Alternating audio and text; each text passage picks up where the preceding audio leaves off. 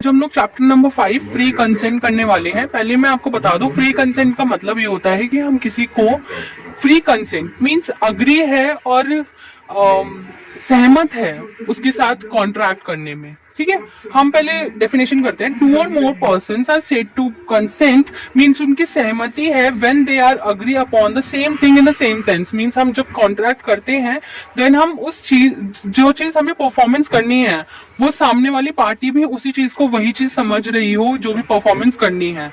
तो क्या मतलब इसका, same thing in the same sense. Free consent defined as, free consent को ना इनमें डिफाइन कर रखा है कि ये फ्री कंसेंट नहीं है बिल्कुल भी। जैसे कोवर्जन, कोवर्जन मींस किसी को थ्रेट करना, धमकी देना कि मैं तुम्हें एक गन पॉइंट पे रख रखा है और तुम्हें शूट कर दूंगा अगर तुमने ये परफॉर्मेंस नहीं करी तो। ठीक है, तो ये एक तरह का कॉन्ट्रैक्ट नहीं है, वैलिड कॉन्ट्रैक्ट नहीं माना जाएगा। अनड्यू इन्फ्लुएंस, हम किसी को मेंटली प्रेशराइज नहीं कर सकते कि आप हमारे साथ कॉन्ट्रैक्ट करिए। इसका एग्जांपल मैं आपको देती हूँ। जैसे एक डॉक्टर है, वो उसके पास एक पेशेंट आया तो वो उसे कह रहा है, मेंटली प्रेशराइज कर रहा है कि आप ऑपरेशन करा लीजिए, नहीं तो आपके साथ ऐसा हो सकता है, आपके साथ वैसा हो सकता है। तो वो उसको फिजिकली हर्ट नहीं कर रहा है बट उसे मेंटली प्रेशराइज कर रहा है कि आप करवा लीजिए। तो ये इसे हम क्या कहेंगे, अनड्यू इन्फ्लुएंस। अब मिस रिप्रेजेंटेशन, ये कोई इंटेंशनली नहीं होता है, किसी को हम गलत नहीं कह सकते। इसमें क्या होता है, बाय डिफॉल्ट वो चीज हो रही है, प्रॉब्लम हो गई है मींस, और सामने वाली पार्टी भी उस चीज को सही मान रही है, तो इसे हम मिस रिप्रेजेंटेशन कहेंगे।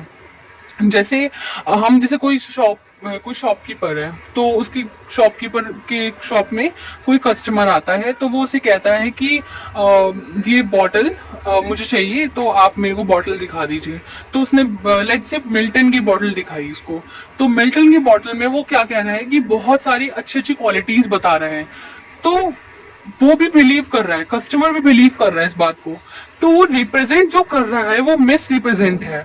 जो भी वो बता रहा है शायद वो सही नहीं हो, उसकी क्वालिटी इतनी अच्छी नहीं हो, बट वो ऐसा जता रहा है कि वो क्वालिटी बहुत अच्छी है और सामने वाला कस्टमर भी उस चीज को लेकर बहुत ज्यादा अग्री कर रहा है, उसकी बात पे हाँ में हाँ मिला रहा है। तो उसकी कोई इंटेंशनली नहीं है, मतलब इंटेंशन नहीं है उसकी कोई उसके साथ फ्रॉड करने की।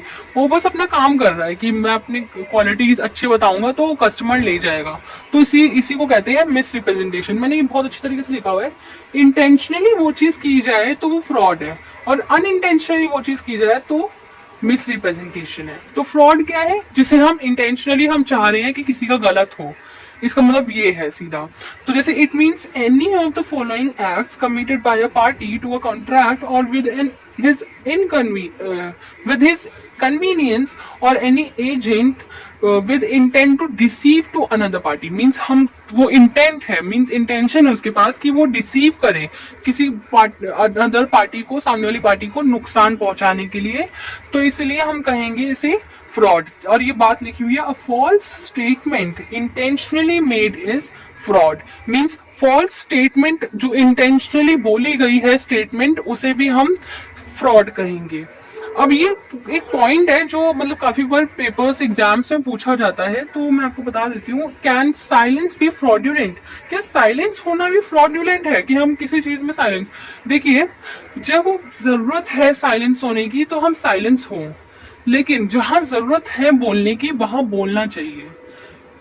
अगर जहां पे चाह रहे हैं कि हाँ भाई यहाँ पर अगर बोलने में भी कुछ नहीं होने वाला है तो हमें साइलेंस रहना ज्यादा बेटर है। ठीक है, तो ये it depends on the situation कि कैसी सिचुएशन है उस टाइम पर। अब इसका ये पार्ट है मिस्टेक। मिस्टेक मींस जो गलती से हुई हो। तो मैं भूल गई थी इसका डेफिनेशन लिखना, मैंने यहाँ भी लिखा है।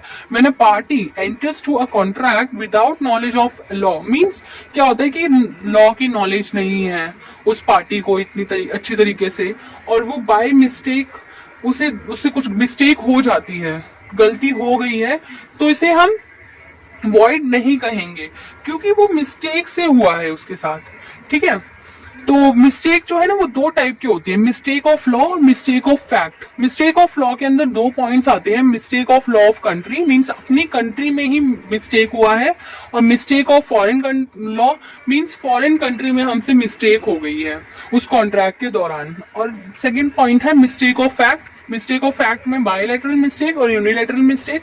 बायलैटरल मिस्टेक मींस दोनों पार्टी के साथ कुछ ना कुछ मिस्टेक हो गई है, दोनों पार्टी से गलती हो गई है और इस वजह से उनको ये अंजाम भुगतना पड़ रहा है, ऐसा बोल सकते हैं। और यूनिलैटरल मींस किसी एक पार्टी के साथ पार्टी ने मिस्टेक कर दी है, उसे हम यूनिलैटरल मिस्टेक कहेंगे।